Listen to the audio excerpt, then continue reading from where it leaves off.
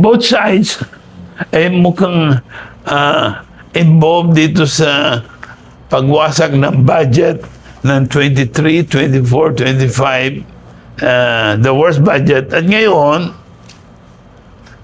lumulubo ang ating utang. So, ang ating pong utang, 18.5 trillion, napakaraming zero. Ang hirap bilangin. At yung pong utang ng bawat Pilipino ay umaabot na sa 160,000 bawat isa. Ang malaking problema po sa utang, ang utang ng gobyerno, socialize. Anong ibig sabihin? Ang pangutang ay utang in the name of the people, in the name of the government. So, utang sa World Bank, utang sa IMF, sa ADB, utang sa sa mga pribado, global at saka local, national. Yung pong treasury bills natin, linggo-linggo naglalabas yung gobyerno, nangungutang ng 25 to 30 billion. Sabi ko, wow, sarap naman. Pero, social po yun. Ang magbabayad ay Pilipino. Interest natin. Yung interest na binabayaran, mga 800 billion na yata a year. Bukod pa sa niro-roll over yung amortization. So, halos I think almost 1 trillion na yata yung interest. So, nagipaglaban sa gastusin sa edukasyon under the Constitution, the highest priority should be on education. At any rate, lumulubong utang. So, akala natin, nung panahon ni Duterte kasi, 2019, ang debt to GDP ratio is 39%. Mababa. Pag yun ang utang, medyo ka negosyo, tas ang utang, babayaran mo, debt to GDP ratio ay mga kuha na lang, 20%, okay yan. So, 39, medyo pwede pa. Eh, umagat to ng 60% nung panahon ni Digong dahil sa COVID. Ang sabi ni Bongbong, mababayan to less than 60. Pero ngayon po, 63%. Ibig sabihin, grabe ang pangungutang. Kaya siya ngayon ang biggest borrower ng kasi nung panahon ni Pinoy, ang iniwan niya, 6 trillion na utang. Panahon ni Duterte, dinoble niya. Pero ngayon, 18.5 trillion. So, now, this is ngayon, socialized. Pero ang paggamit ng utang, privatize.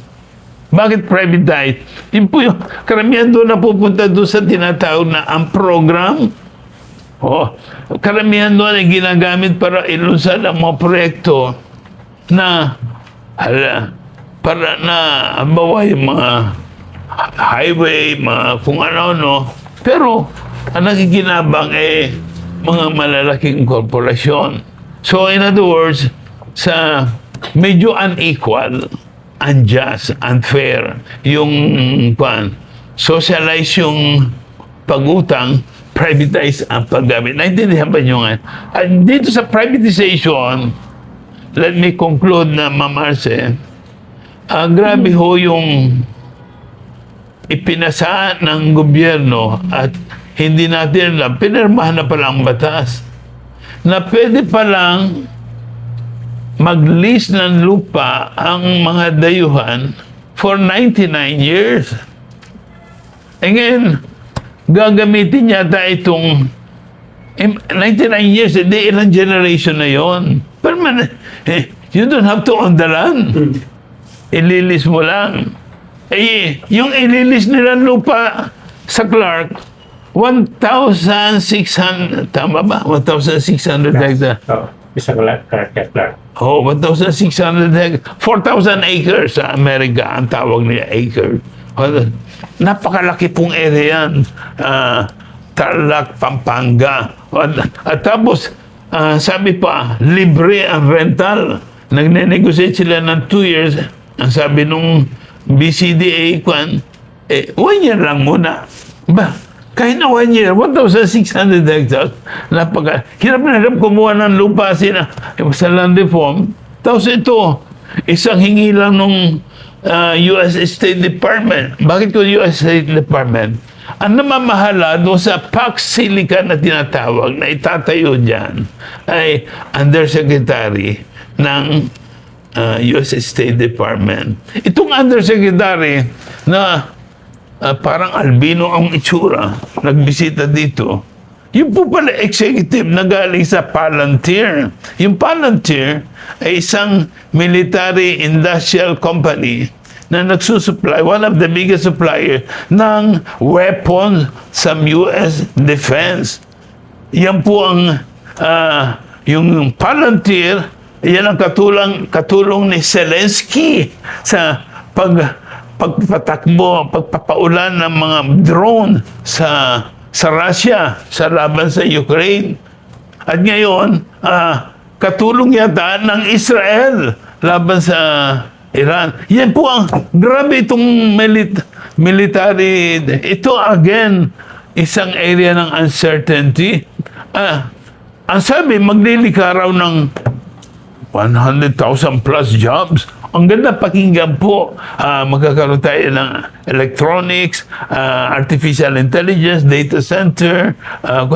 Pero yung itatayo po pala nila mga data center, kakain ng maraming kuryente at maraming tubig, at yung ating nickel at copper at iba pang strategic minerals, ipaprocess nila, pero pag gagamitan, ay para saan? Mukhang bahagi ito ng away sa China, kung kaya po itong Pax Silica kasama ngayon ang UK, Australia, New Zealand, yung pong mga tinatawag nilang coalition, kasi kasama ang Japan, laban sa monopoly raw ng China sa critical minerals. Sabi ko, yung po Subic, nagtayo na last year ng manufacturing ang US na naman, munitions factory, yung paggawa po ng missile. Tapos bukod dito, ang buong bansa, nilagyan nila ng 9 EDCA bases. Pinalis natin yung Clark Subic noong 1991, 92. Ngayon, 7 na bases all over the country. Sabi ko, ano ba nangyayari dito? Itong pinakamalupit na uncertainty. Nasa dagat tayo ng global war ng US-China. Sa right now, pakiramdaman